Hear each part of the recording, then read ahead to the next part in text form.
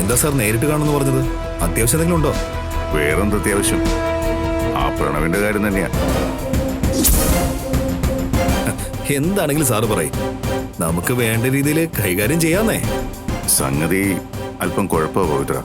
ആ പ്രണവിനെ അങ്ങ് തീർത്ത് കളഞ്ഞേക്കാനാ ജ്യോതി പറയുന്നേ.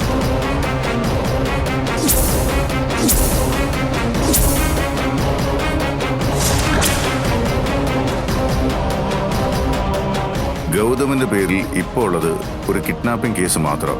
അത് പോരാ, അവനൊരു തൂക്കുകയർ തന്നെ വാങ്ങിക്കൊടുക്കണമെന്നാ ജ്യോതിയുടെ ആഗ്രഹം. അതിനിപ്പോ മിനിമം ഒരു കൊലപാതകമെങ്കിലും അവന്റെ പേരിൽ വേണമല്ലോ.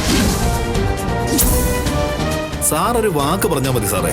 കൊല്ലുകയോ കുഴിച്ചു മൂടുകയോ ഒച്ചയ്ക്ക് കത്തിച്ചു കളയോ എന്ത് വേണമെങ്കിലും ചെയ്യാം.